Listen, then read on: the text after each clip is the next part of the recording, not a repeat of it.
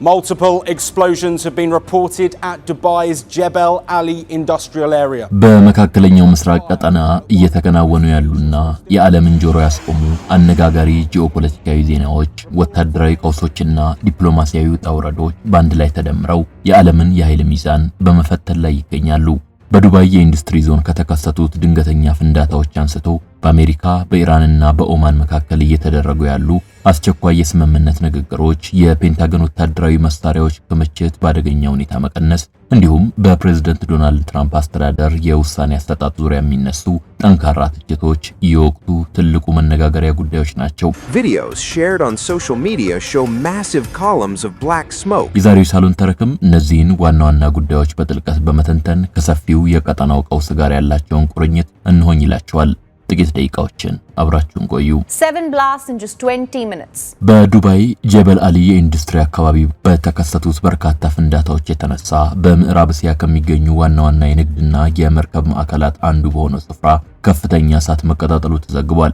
ሮብለት ንጋት ላይ በ20 ደቂቃ ውስጥ ቢያንስ 7 ፍንዳታዎች የተሰሙ ሲሆን ከጀበል አሊ ወደብ አቅራቢያ ግዙፍ ጥቁር ጢስ ወደ ሰማይ ሲተን ታይቷል። እስካሁን የተከሰቱትን ፍንዳታዎች መንስኤ በተመለከተ የተለቀቀ ይፋዊ መግለጫ የሌለ ሲሆን ማንም አካል ወይም ድርጅት ጥቃቱን በኃላፊነት አልወሰደውም። ሆኖም ክስተቱን በቪዲዮ የቀረጹ 2 ግለሰቦች መታሰራቸው ተነግሯል። የእነዚህ ፍንዳታዎች መከሰቻ ቦታም ጉዳዩን እጅግ አሳሳቢ አድርጎታል። ጀበል አሊ ተራ የኢንዱስትሪ ዞን ብቻ ሳይሆን በዓለም ትልቁ ሰው ሰራሽ ወደብና ከተጨናነቁት የኮንቴነር ወደቦች አንዱ የሚገኝበት ስፍራ ነው። ከ1985 አንስቶ ስራ ላይ ያለው የጀበል አሊ ነጻ ዞን ከ150 በላይ ሀገራት የተውጣጡ ከ11000 በላይ ኩባንያዎችን ያስተናግዳል። አጠቃላይ ውስብስቡ ከዋና ዋና አውራ ጎዳናዎች፣ ዓለም አቀፍ አውሮፕላን ማረፊያዎችና ቁልፍ የባህር ማጓጓዣ መንገዶች ጋር የተገናኘ በመሆኑ በእስያ፣ በአውሮፓ፣ አፍሪካና ምዕራብ እስያ መካከል ለሚደረግ ንግድ ወሳኝ መተላለፊያ በርም ያደርገዋል። ይህ በእንዲህ እንዳለ የፍንዳታዎቹን መንስኤ በተመለከተ እርስ በርስ የሚጋጩ ሪፖርቶች ወጥተዋል። የኢራቅ ዜና ማሰራጫዎች አካባቢውን ከየመን በተተኮሰ ሚሳኤል ኢላማ ተደርጎ ሊሆን እንደሚችል ቢገልጹም እስካሁን በይፋ የተረጋገጠ ነገር የለም። ከዚህ በተጨማሪ የናሳ ጂኦግራፊያዊ ምስል በማከማቻዎች አቅራቢያ የሚገኝና ለነዳጅ ማከማቻነት ይውላል ተብሎ የሚታመን መጋዘን ላይ እሳት መታየቱን ሪፖርት አድርጓል። ዱባይ በዚህ የእሳት አደጋ ስትጠመድ በተመሳሳይ ሰዓት በየመን ዋና ከተማ በሰንዓም ፍንዳታዎች መከሰታቸው ተዘግቧል። የእነዚህ እውነቶች በሰዓታት ውስጥ መገጣጠም ከፍተኛ ትኩረት ስቧል። ምክንያቱም ጉዳዩ ከአሜሪካ ከኢራንና ኦማን ጋር ከተያያዙ ዲፕሎማሲያዊ ጥረቶች ጋር የተያያዘ ነውና ፕሬዝዳንት ዶናልድ ትራምፕ ማክሰኞ ዕለት እንደገለጹት ከኢራንና ኦማን ጋር ሊደረስ በሚችል ግንዛቤ መሰረት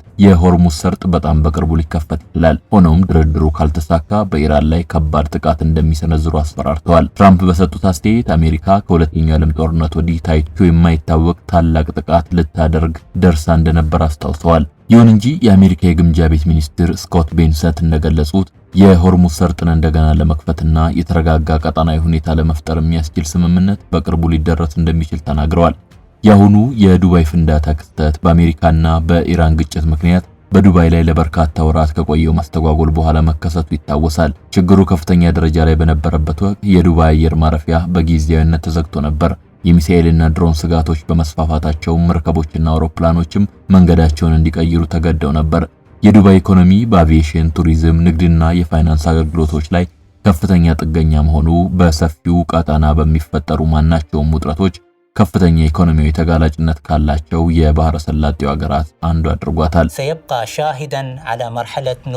በቅርቡ በጀበል አሊ የተከሰተው ጉዳይ ፍንዳታው የኢንዱስትሪ አደጋ መሆኑን ወይም ከሰፊው የቀጠናው ውጥረት ጋር የተያያዘ መሆኑን ለማረጋገጥ ባለስልጣናቱ ምርመራቸውን ቀጥለዋልም ተብሏል።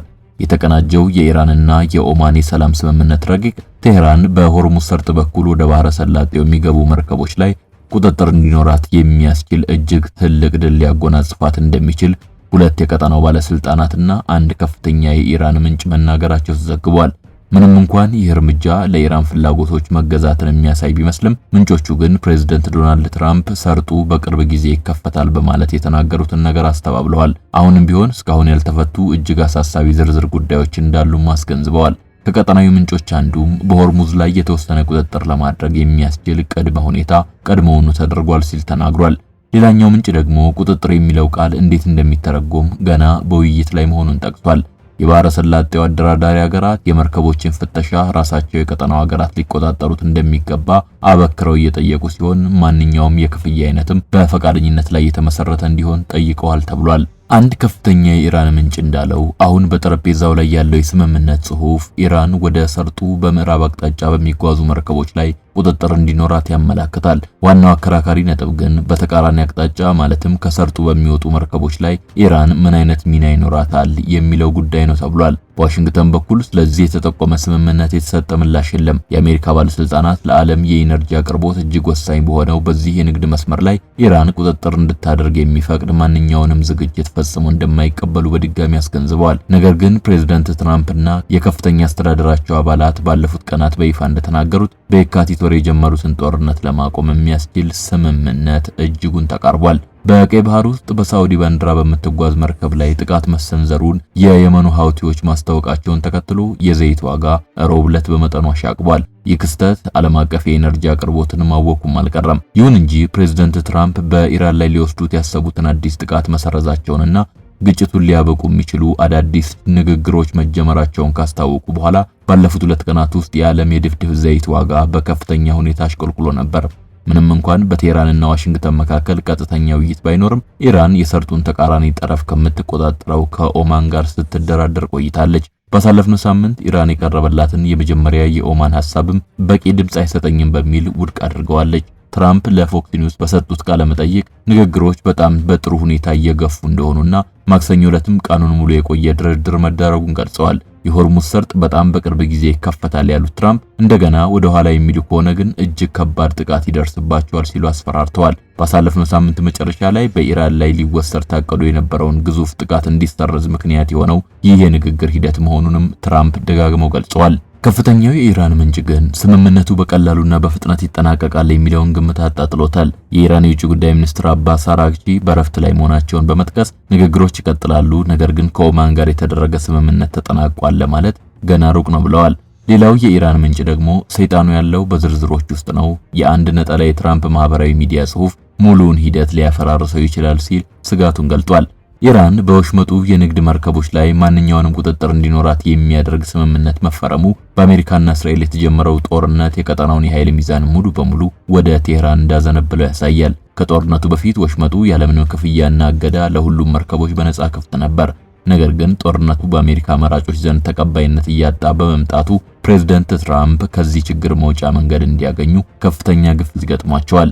እንደ ከፍተኛው የኢራን ባለስልጣን ገለጻ ኢራን ወሽመጡን የሚጠቀሙ መርከቦች ከሚሸከሙት ሸቀጥ ዋጋ ከ5 በመቶ እስከ 7 በመቶ የሚደርስ ክፍያ እየጠየቀች ነው። ኦማን በበኩሏ 3 በመቶ አካባቢ የሆነ አነስተኛ ክፍያ እንዲኖር ስትወያይ፣ ዋሽንግተን ግን ምንም አይነት ክፍያ መኖር እንደሌለበት አጥብቃ ትከራከራለች። ማንኛውንም ክፍያ በፈቃደኝነት ላይ የተመሰረተ እንዲመስል ማድረግ አለመግባባቱን ለመፍታት አንዱ መንገድ ሊሆን ይችላል። ሆኖም የኢራን ጥቃት ስጋት መኖሩ መርከቦች ያለ ክፍያ በዚያ ለማለፍ እንዲፈሩ ሊያደርጋቸው ይችላልም ተብሎ ተሰግቷል። ለብዙ ወራት የቆዩት የአሜሪካ ወታደራዊ ጥረቶች በተለይም በሐምሌ ወር የተካሄደው የ2 ሳምንት የአየር ድብደባ ዘመቻ እንኳን የኢራንን ሰርጥ ቁጥጥር መስበር አልቻለም። የአሜሪካ ወታደራዊ አሃዞች ባለፈው ሐምሌ ወር ለትራምፕ እንደገለጹት የተወሰኑ የጦር መሳሪያዎችና ጥይቶች ክምችታቸው እጅግ አሳሳቢ ደረጃ ላይ ደርሷል። በቀይ ባህርና በባብኤል መንደብ አካባቢ የሚገኙት የየመኑ ሁቲ ታጣቂዎች ከኢራን ጎን በመቆም ጠንካራ ምላሾችን ሰጥተዋል። ይህ በእንዲህ እንዳለ የአሜሪካ ቁልፍ የሚሳኤል መከላከያ ስርዓቶች ከሞላ ጎደል 80 በመቶ አልቀዋል መባሉ ተሰምቷል። በርካታ ጉዳዩን በቅርቡ የሚያውቁ ምንጮች እንዳሉት ከፍተኛ የአሜሪካ ወታደራዊ አዛዦች የፔንታገን የጦር መሳሪያ ክምችት በአደገኛ ሁኔታ ዝቅተኛ መሆኑን በሚያስጠነቅቁበት ወቅት የአሜሪካ ወታደራዊ ኃይል ለቁልፍ ሚሳኤል መከላከያ ስርዓት ከሚውሉት ማቋረጫዎች ውስጥ አብዛኛውን ማለትም እስከ 80 በመቶ የሚሆነውን ጨርሶታል ተብሏል። ከኢራን ጋር በተደረገው ጦርነት ምክንያት ቁልፍ የአየር መከላከያ ስርዓቶች ክምችት በከፍተኛ ሁኔታ ማሽቆልቆሉን ምንጮች ገልጸዋል። እንደ ምንጮቹ ገለጻ ከአሜሪካ የታህድ ሚሳኤሎች ክምችት ውስጥ ከጦርነቱ በፊት ከነበረው መጠን አንጻር ወደ 4/5 የሚሆነው እንዲሁም የፓትሪዮት ማቋረጫዎች ግማሽ ያህሉ ተቃጥለዋል። የታህድ ሚሳኤሎች ክምችት መቀነስ ከዚህ ቀደም ይፋ ሆኖ አለመውጣቱንም ልብ ይሏል። የስትራቴጂክና ዓለም አቀፍ ጥናቶች ማዕከል እንደገመገመው የኢራን ጦርነት ከመጀመሩ በፊት አሜሪካ በክምችቷ ውስጥ 2200 የሚጠጉ የፓትሪዮት ሚሳኤሎችና 452 የታህድ ሚሳኤሎች ነበሯት። ፕሬዝዳንት ዶናልድ ትራምፕ እየተካሄደ ያለውን ግጭት ለማባባስ ከወሰኑ የኢራን የበቀል አጸፋዊ ጥቃቶችን ለመከላከል ያላቸው አቅም በአየር መከላከያ ስርዓቶች እጥረት ምክንያት እንዴት ሊጎዳ እንደሚችል የባህረ ሰላጤው ሀገራትም አዲስ ስጋት አድሮባቸዋል። ብዙዎቹ እነዚህ ሀገራት በአሜሪካ የአየር መከላከያ ስርዓቶች ላይ የተመኩ ሲሆን በተለይም በአሜሪካ ማንኛውም ጥቃት መባባስ ምላሽ ኢላማ ቢደረጉ የራሳቸውን የሚሳኤልና የድሮን ጥቃቶች የመጥለፍ አቅም ሊያደናቅፈው እንደሚችል የክምችት እጥረት ስጋት እንዳላቸው በርካታ ባለስልጣናት ተናግረዋል። ይህ የክምችት እጥረት ጉዳይ ባሳለፍነው ሳምንት መጨረሻ ፕሬዝዳንቱ በኢራን ላይ አዲስ ጥቃቶችን ከመሰረዛቸው በፊት እንደገና መነሳቱ የትራምፕ ከፍተኛ ወታደራዊ አማካሪዎች ከኢራን ጋር ሊደረግ ስለሚችለው የግጭት ማባባስ ውይይት ሲያደርጉ የአሜሪካ ቁልፍ መሳሪያዎች ቁጥር እጅግ እየቀነሰ መምጣቱን ሲገልጹ በቅርብ ሳምንታት ውስጥ ቢያንስ ይሄ ለሁለተኛ ጊዜ መሆኑም ተጠቅሷል። በቅርብ የፔንታገን የውስጥ ሪፖርቶች መሰረት የአሜሪካ ጦር በግጭቱ ወቅት እጅግ ትክክለኛ የሆኑ የረጅም ርቀት ከመሬት ወደ አየር የሚተኮሱ መሳሪያዎቹን ሙሉ በሙሉ ሊባል በሚችል ደረጃ ተጠቅሟል። የቅርብ ጊዜዎቹ የመሳሪያ እጥረት ማስጠንቀቂያም በኢራን ወሳኝ መሰረተ ልማቶች በተለይም ከኢነርጂ ጋር በተያያዙ ኢላማዎች ላይ ጥቃት መሰንዘር ሊያስከትላቸው ስለሚችሉት አሉታዊ ተጽዕኖዎች ለትራምፕ ከቀረቡት ሌሎች መረጃዎችና የባህረ ሰላጤው ሀገሮች ከገለጿቸው ስጋቶች ጋር ተደማምረው የትራምፕ በጣም ጽንፈኛ ከሆኑት አማካሪዎች መካከል አንዳንዶቹን ባሳለፍነው ሳምንት መጨረሻ የታቀዱትን ኦፕሬሽኖች ለመሰረዝ በቂ ምክንያት እንዳለ ለማሳመን ችለዋል ይላሉ ምንጮቹ። አንድ ከፍተኛ የትራምፕ ባለስልጣን እንደገለጹት ትራምፕ እሁድ ዕለት ከፍተኛ ጥቃቶችን ለማካሄድ እቅድ አውጥተው ነበር። የመከላከያ ሚኒስትር ፒት ሄግሴትም አርብ ዕለት የመጨረሻውን የሂድ ትዕዛዝ ተቀብለው ነበር ተብሏል። ነገር ግን ትራምፕ ቅዳሜ ዕለት ከመካከለኛው ምስራቅ አጋሮች ጋር ከተነጋገሩ በኋላ ውሳኔያቸውን ወደ ኋላ ብለዋል። አጋሮቹም የኢራን አጸፋዊ ጥቃቶች በተለይም በኢነርጂ መሰረተ ልማቶቻቸው ላይ የሚሰነዘሩ ጥቃቶችን እንደሚፈሩ ነግረዋቸዋል ሲል ባለስልጣኑ ገልጿል። ትራምፕ እነሱንና ኢራንን ለማዳመጥም ተስማምተዋል ተብሏል። በመቀጠልም ሄግሴትን አሁን ላለው ሁኔታ ስራውን እንዲያቆም ነግረውታል ይላሉ የመረጃው ምንጮች። የቤተ መንግስቱ አዛዦች ኮሚቴ ሊቀመንበር ዳን ኬይን ባሳለፍነው ወር መገባደጃ ላይ ግጭቱን ለማባባስ ወታደራዊ አማራጮች በተወያዩበት ሌላ ስብሰባ ላይም የክምችት እጥረት ጉዳዩን አንስተው ነበር ሲል ሲኤንኤን ቀደም ብሎ ዘግቧል። አሜሪካ ዋና ዋና የውጊያ ስራዎችን እንደገና ከጀመረች በኢራን ውስጥ ከፍተኛ የሲቪል ሰዎች ሞት ሊከሰት የሚችልበት እድልም በውይይቱ መነሳቱን ጉዳዩን የሚያውቅ ሌላ ግለሰብ ለዜናው ምንጭ ተናግሯል። ነገር ግን የቀረቡት የክምችት ግምቶች አሳሳቢነት የጉዳዩን አሳሳቢነት ያጎላሉ ተብሏል። እንዲሁም አሜሪካ በኢራን ላይ ለረጅም ጊዜ ጥቃቶችን የመፈጸም አቅም እንዳላት ጥያቄ ውስጥ ወድቋል ይላሉ ነገረ ጉዳዩን የሚያውቁ ተንታኞች። ይህ የክምችት እጥረት የአሜሪካ ሰራዊት ከቻይና፣ ሩሲያ ወይም ከሰሜን ኮሪያ ጋር ሊፈጠር የሚችልን የወደፊት ጦርነት የመዋጋት አቅሙ ላይ ተጽዕኖ ሊያሳድር እንደሚችልም ሙያተኞች ተናግረዋል። ነገሮች በዚህ መልኩ እየሄዱ ሳለም የትራምፕን የኢራን አካሄድ በምን ስም እንጥራው የሚሉ ተንታኞችም ብቅ እያሉ ነው። ብዙዎቹ እንደሚሉትም የሰውየውን የኢራን አካሄድ የህፃናት ማቆያ ዲፕሎማሲ ሲሉ መጥራት ጀምረዋል። ማንገራገሪያና ማቆሚያ በሌላቸው ዛቻዎች እንዲሁም በተከፋፈለ ባለስልጣናት ቡድን መካከል ሆኖ መጀመር የሌለበትን ጦርነት ዶናልድ ትራምፕ እንዴት መጨረስ እንዳለባቸው ፍንጭ እንደሌላቸው ዛሬ በግልጽ እየታየ ነው። በአሜሪካና ኢራን መካከል ተባብሰው ከነበሩት ጥቃቶች ማግስት ዶናልድ ትራምፕ ለአንድ ጋዜጠኛ እንደተናገሩት ኢራን ገና በቂ ስቃይ አልደረሰባትም በማለት ከባድ ማስፈራሪያ ሰንዝረው ነበር። ግዙፍ ጥቃት ለማድረግ እያሰብኩ ነው፣ ከዚህ በፊት ከነበሩት ሁሉ ትልቅ ሲሉም አስጠንቅቀው ነበር። አያይዘውም ውሳኔ ላይ ለመድረስ ተቃርቤያለሁ አሉ። ነገር ግን ከቀናት በኋላ ያንን ዛቻ ሰረዙት። ከጥቂት ቀናት በኋላም ትራምፕ በጣም ከባድ ጥቃት እንሰነዝርባቸዋለን፣ በየትኛውም ሰዓት ከዚህ በላይ መቋቋም አልቻልንም የሚሉበት ደረጃም ላይ ይደርሳሉ አሉ። በዚህ ጊዜ ግን ውሳኔያቸውን ለመለወጥ አንድ ቀን ብቻ ፈጅቶባቸዋል። አሜሪካና እስራኤል የቅርብ ጊዜውን የኢራን ጦርነት ካወጁበት ጊዜ አንስቶ የዓለም ሕዝብ የዶናልድ ትራምፕን አሳዛኝና ተለዋጭ ውሳኔዎች እየተከታተለ ይገኛል። ይህ ሁሉ የጀመረው ትራምፕ የሆርሙዝ ሰርጥን ካልከፈቱ የኢራንን የኃይል ማመንጫዎች እመታለሁ ብለው ሲዝቱ ነበር። ያንን እቅድ ለ5 ቀናት ከዚያም ለሌሎች 10 ቀናት አራዝመው ነበር። በመጨረሻም ቀጣዩን ዛቻ መጡ። ያም ሐምሌ 17 ላይ ነበር። በዚያን ጊዜም አንድ ሙሉ ስልጣኔ ዛሬ ምሽት ይጠፋል፣ ዳግምም ፈጽሞ አይመለስም ሲሉ ጽፈው ነበር።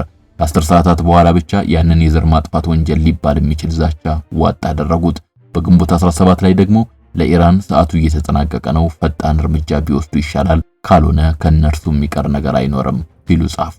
በግንቦት 18 ደግሞ የባህረ ሰላጤው መሪዎች ነገ ሊደረግ ታቅዶ የነበረውን በእስላማዊቷ የኢራን ሪፐብሊክ ላይ የምናደርገውን ወታደራዊ ጥቃት እንዲያስቆሙ ጠይቀውኛል ሲሉ ጻፉ። የዚህ አይነቱ አካሄድ ያለማቋረጥ አንዱን ነገር እያስፈራሩ በትንሽ ጊዜ ውስጥ ፊት አስያዥ በሆነና ራስን ለማዳን በሚመስል መልኩ ከዛቻው ማፈግፈግ አሰልቺና ሕፃንነት የተሞላበት ሆኖ ይታያል። እስቲ በጠራራ ፀሐይ ስሙን እንጥራው። ይህ የሕፃናት ማቆያ ዲፕሎማሲ ተብሎ ይጠራል። ከውጫዊ ገጽታው ስንመለከተው ትራምፕ ይህንን እንደ አንድ ስትራቴጂ አድርገው የሚቆጥሩት ይመስላል። እርሳቸውና ቤንያሚን ኔታንያሁ የጀመሩትን ይህን አስከፊ ሰዓት በአንድ መፍትሄ ለመቋጨት ያስችለኛል ብለው ተስፋ ያደርጋሉ ተብሎም ይገመታል። ጦርነቱ ግን ትልቅ ውድቀት ሆኗል።